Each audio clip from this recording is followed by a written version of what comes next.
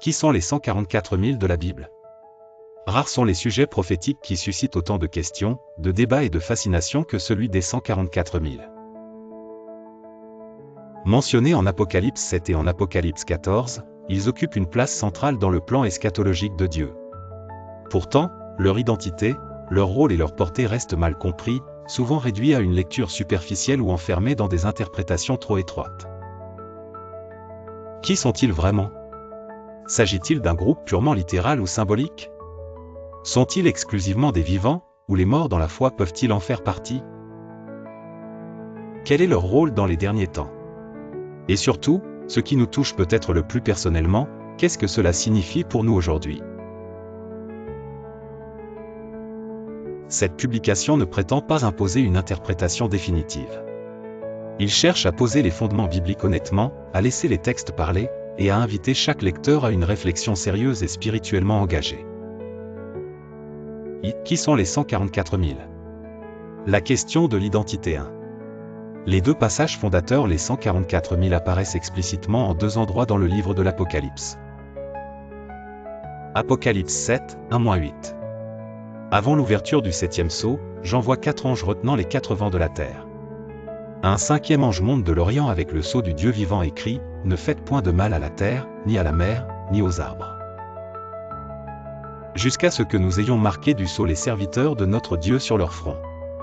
Apocalypse 7h3. Il est alors dénombré 144 000 scellés, 12 000 de chacune des 12 tribus d'Israël. Apocalypse 14, 1-5 Jean les revoit sur le mont Sion, avec l'agneau. Plusieurs caractéristiques les définissent, ils ont le nom de l'agneau et le nom de son père écrit sur leur front, ils chantent un cantique nouveau que nul autre ne peut apprendre, ils sont décrits comme « rachetés de la terre » et « prémices pour Dieu et pour l'agneau ». Il n'y a point de mensonge dans leur bouche, et ils sont sans défaut. 2. Israël littéral ou Israël spirituel? La question de l'identité des 144 000 se pose d'abord à travers celle des tribus mentionnées. S'agit-il des 12 tribus historiques d'Israël, ou d'une désignation spirituelle? Plusieurs éléments invitent à une lecture symbolique, ou du moins élargie. La liste des tribus est atypique. En Apocalypse 7, la tribu de Dan est absente et remplacée par Manassé. Or Dan figure dans les listes de tribus tout au long de l'Ancien Testament, y compris dans Ézéchiel 48 pour le partage de la terre. Cette anomalie intentionnelle signale que la liste n'est pas purement généalogique. Le Nouveau Testament redéfinit l'Israël de Dieu. Paul écrit en Galates 3h29, « Si vous êtes à Christ, vous êtes donc la postérité d'Abraham, héritier selon la promesse. » Et en Galates 6h16, il désigne les croyants en Christ comme « l'Israël de Dieu ». En Romains 9h6, il précise, « Car tous ceux qui sont issus d'Israël ne sont pas Israël. » En Apocalypse 7, les 144 000 sont immédiatement suivis, au verset 9 à 17, d'une foule innombrable de toutes nations, tribus, peuples et langues. Ces deux groupes ne s'opposent pas, ils se complètent. Les 144 000 semblent représenter le peuple de Dieu dans sa structure et son intégrité, tandis que la foule innombrable en exprime l'universalité. Conclusion provisoire, les 144 000 représentent l'ensemble du peuple de Dieu scellé et fidèle, un nombre complet, 12x 12x 1000, symbole de plénitude dans la numérologie biblique.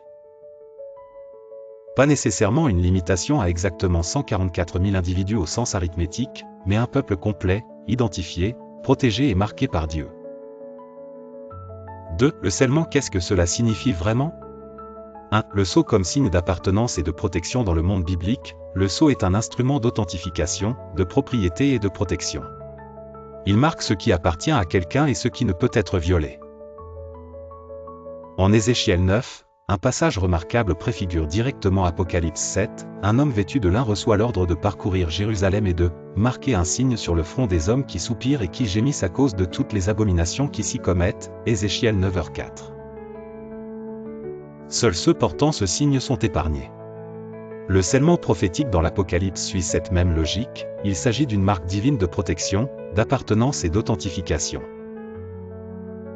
Dieu reconnaît les siens. Ils lui appartiennent. La suite est en ligne sur sergeleprédicateur.fr. Serge le Prédicateur t'encourage.